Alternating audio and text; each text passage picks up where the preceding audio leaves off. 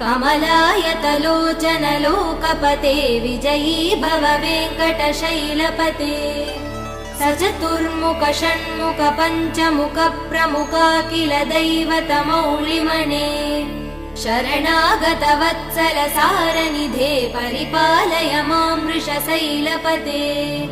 अतिवेलतया तव दुर्विषहै अनुवेल कृदै प्रपराध सदैः